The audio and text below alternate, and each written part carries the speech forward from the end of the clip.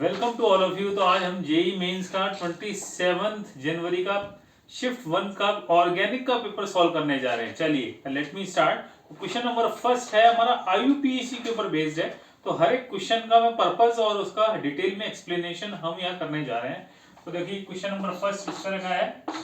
हमारे पास ये कंपाउंड है और इसका हमसे आईयूपीएसी नेम ये यहाँ पूछा गया है। सिंपल सा देखो क्वेश्चन है। तो चलिए इसको एक्सप्लोर करते हैं और आप भी अपना आंसर कमेंट बॉक्स में टाइप करके जरूर आप ये मुझे इन्फॉर्म कीजिए आपका आंसर सही है या नहीं है। तो देखिए आपने एक तरीका तो नंबरिंग का इस तरह का है, आपने पेरेंट चेन ये 6 मेंबर की ले ली और दूसरा जो मेथड है आपने नंबरिंग इस तरह की कर दी, ये नंबरिंग। अब हमें देखना है इन दोनों में से कौन सा करेक्ट है।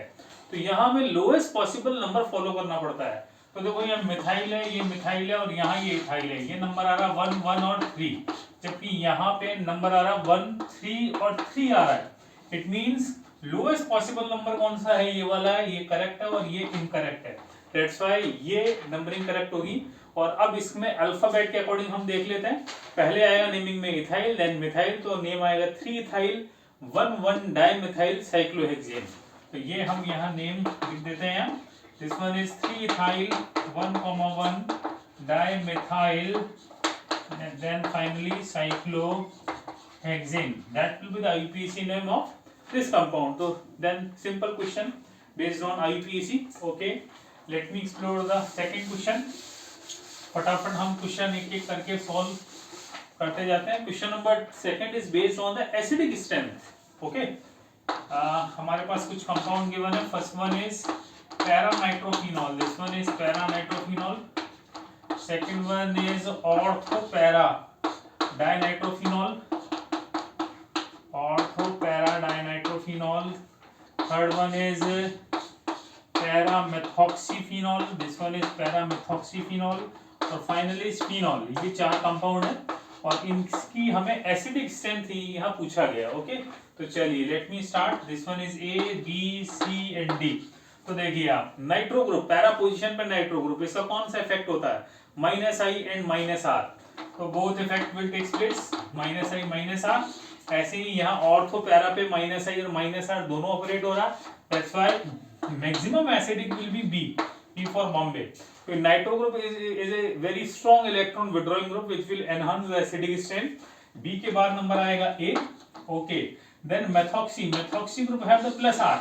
Plus R से acidic strength will decrease. That's why ये सबसे end में आएगा। B के बाद A, then D and minimum will be C. Okay ना? That will be the correct answer. और number of nitro group increase हो रहा तो definitely acidic strength will definitely increase. That will be the order. Right? चलिए तो plus R से acidic strength will decrease. चलिए let me explore the question number third. Question number third में percentage enol content, this question is based on tautomerism.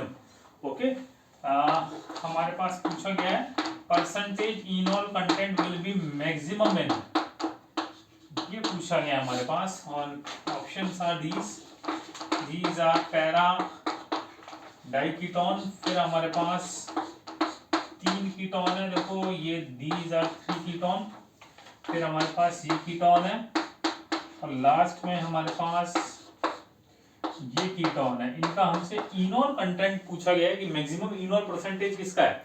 तो इनॉल percentage देखो कैसे देखेंगे।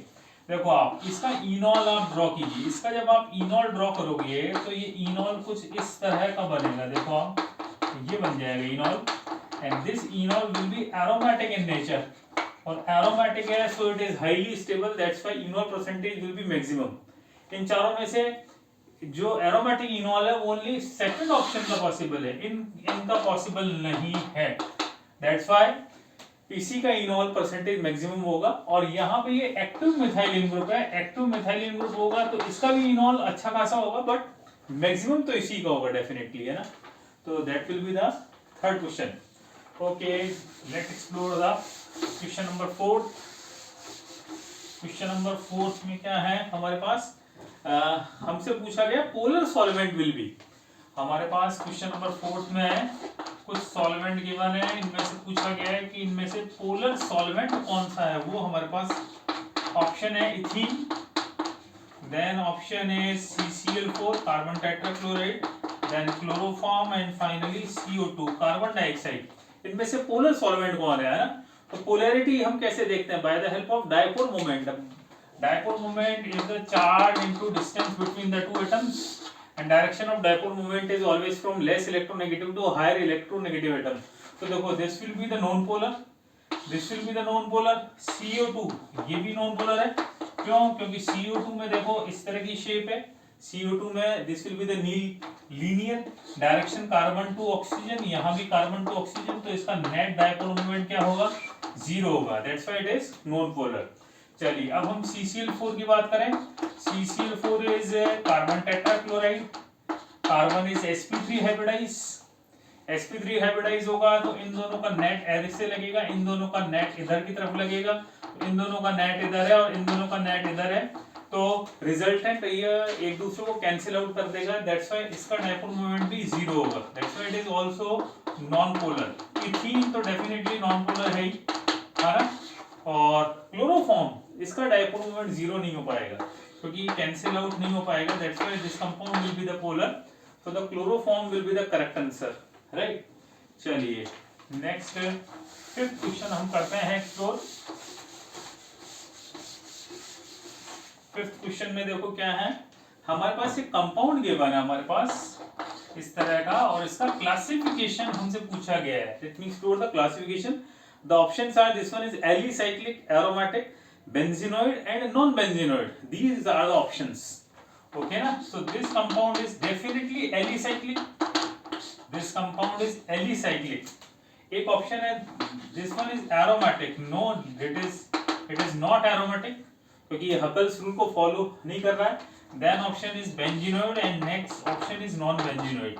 So this one is compound is alicyclic unsaturated hydrocarbon. Okay ना? So it is a correct answer है ना? Benzenoid aromatic तो है ही नहीं है. Okay. Then question number 6th. Question number 6 based है हमारा एंटी मार्कोनिका रूल के ऊपर बेस्ड। इसमें हमारे पास देखो इस तरह की स्ट्रक्चर गिवन है हमारे पास, डबल बॉन्ड, और ये गिवन है हमारे पास, और इसमें इन्होंने ऐड किया है HBr in presence of R2O2 peroxide।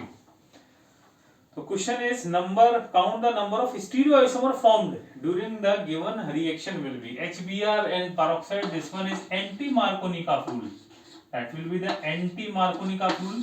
Anti Markovnikov rule होगा, और एंटी मार्कोनिकॉफ के अकॉर्डिंग क्या है, ये first carbon, second, then third carbon, इसके अकॉर्डिंग क्या होता है, Br वहां अटैच होगा जहां लेस हाइड्रोजन हो, वो तो है मार्कोनिकॉफ, और एंटी मार्कोनिकॉफ मींस कहां ऐड होगा, जहां पे मोर हाइड्रोजन हो। ओके ना?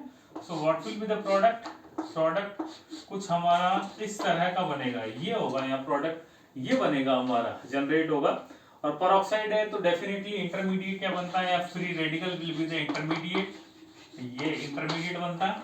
अब यहाँ कायरल सेंटर ढूंढ लेते हैं हम, कायरल कार्बन एक्सप्लोर करते हैं। कायरल कार्बन यहाँ 2 है, एक और ये 2, सिमेट्री एब्सेंट है, सिमेट्री एब्सेंट और कायरल कार्बन 2 है।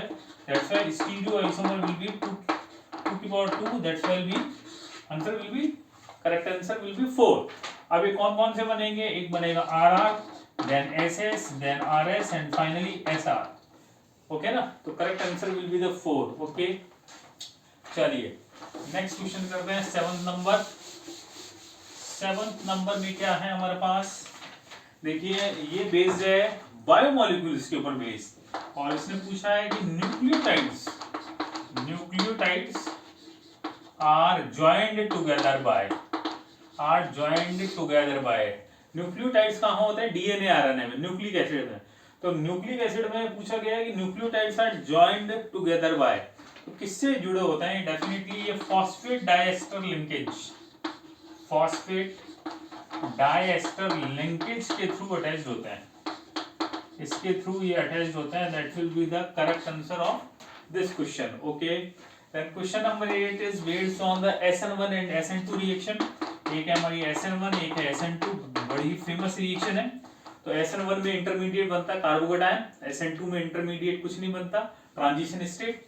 तो SN1 में due to the carbocation racemization will takes place, यहाँ रेसिमाइजेशन होगा, racemization will takes place. Racemization means we got the equal mixture of R and S, जबकि SN2 में क्या होगा, इन्वर्जन, यहाँ inversion of the configuration will take place. तो question में option ये थे कि SN1 में इन्वर्जन होता है या SN2 में रेसिमाइजेशन है। What will be, these are the options. So the correct answer of this question is racemization. During SN1 racemization, whereas during SN2 inversion of the configuration will take place. That will be the correct answer. Okay, right. Next we will explore the ninth number. Ninth number question is it is based on the basic strength GOC. Question पूछा गया है कि most basic compound among these is. So these are the option. First option is aniline. This one is aniline. B option is हमारे पास ये benzene है, इससे NH and it is directly connected to the benzene. C option में हमारे पास देखो benzene है और यहाँ इससे attached है NH and it is attached to the benzene ring. And finally D option is NH. That will be the fourth option है ना. Most basic, तो basic strength depend on the lone pair availability. Lone pair availability increase होगा then definitely basic strength will also increase. Okay ना? So it depend on the lone pair availability. Okay, so let me explore this lone pair. यहाँ lone pair क्या बताओ बच्चों? delocalize या localize? यहाँ delocalize. Okay, यहाँ भी बच्चों क्या है ये? delocalize. ओके ना, यहाँ भी lone pair that will be the delocalized और यहाँ पे lone pair will be localized. Okay ना, that's why localized is always more basic than delocalized lone pair. That's why correct answer of this question will be the D. Delhi will be the correct answer. Right, चलिए then 10th question हम explore करते हैं. Question number 10 क्या है? Question number 10th में ये statement 1 और statement 2 है. ये असर्शन डिजाइन टाइप में क्वेश्चन है. Statement 1 is statement 1 ethanol gives immediate turbidity in Lucas test. Ethanol gives immediate turbidity in Lucas test. Lucas, क्या ये करेक्ट है? Late me explore. लुकास में कौन सा अल्कोहल सबसे फास्टली रिएक्ट करता है? 3 डिग्री अल्कोहल. और सबसे स्लोएस्ट कौन रिएक्ट करता है? Primary alcohol. And ethanol is the primary alcohol. Ethanol it is not a 3 degree alcohol, it is a primary alcohol. Primary alcohol है तो ये सबसे स्लो स्पीड से रिएक्ट करेगा. और ये बोल रहा है immediate. It means statement 1 is incorrect. Statement 2 paranitrophenol is more acidic than meta and orthonitrophenol. देखो पैरानाइट्रोफिनॉल ये हमारा, तो paranitrophenol is more acidic than ortho and metanitrophenol. That will be the options, है ना. तो पैरानाइट्रोफिनॉल डेफिनेटली मोर एसिडिक है. क्यों? क्योंकि देखो आप ये ऑर्थोनाइट्रोफिनॉल में तो हाइड्रोजन बॉन्डिंग हो जाएगी, इंट्रामोलिकुलर बॉन्डिंग से स्टेबलाइज हो गया. स्टेबलाइज होने से it will not easily give the proton. और वेरेस ये मोस्ट एसिडिक है क्योंकि जब आप इसका कॉन्जुगेट बेस बनाएंगे, एनाइन बनाएंगे, तो एनाइन ये बनेगा and it is highly stable. Okay, that's why paranitrophenol is more acidic than ortho and metanitrophenol. It means statement 1 incorrect और स्टेटमेंट 2 इज करेक्ट. ये इसका आंसर है ना. And finally last question of this shift will be, ये क्या है हमारे पास कि number of meta directing group. हमारे पास पूछा गया, कई सारे कंपाउंड है, इनमें पूछा गया number of meta directing group कितने हैं, वो हमें एक्सप्लोर करना है. Okay, number of meta directing groups are, है ना. तो देखो ये हमारे पास ऑप्शन है. फर्स्ट ऑप्शन इज नाइट्रोबेंजीन, ये है हमारे पास. देन बेंजोइक एसिड, देन हमारे पास एसेटानालाइड NHCOCH3, methoxybenzene, then cyanobenzene, then phenol, and last option is chlorobenzene. These are the options. इनमें से मेटा डायरेक्टिंग हमें यहाँ एक्सप्लोर करना है. तो देखो nitro group have the -I and -R effect. And then it is meta directing. Ortho para और meta directing का फाइंड आउट कैसे करते हैं? By the help of the stability of sigma complex. Benzoic acid definitely meta directing, nitrogen lone pair it is ortho para directing, methoxybenzene it is ortho para directing, ठीक है। Cyanobenzene -I-R definitely meta directing, phenol this one is ortho para directing, chlorobenzene is also ortho para directing. तो meta directing कौन कौन हुआ? Nitrobenzene, benzoic acid और cyanobenzene, these are the option. It means correct answer is 3। Correct answer is 3 है हमारे पास, nitrobenzene, benzoic acid और ये दो और एक साइनोबेंजीन, ये ही हमारे पास मेटा डायरेक्टिंग ग्रुप है ना। That will be the correct answer. आपको सॉल्यूशन कैसा लगा कमेंट बॉक्स में जरूर टाइप करें और आपके कितने आंसर सही हैं टाइप करें। Thank you so much.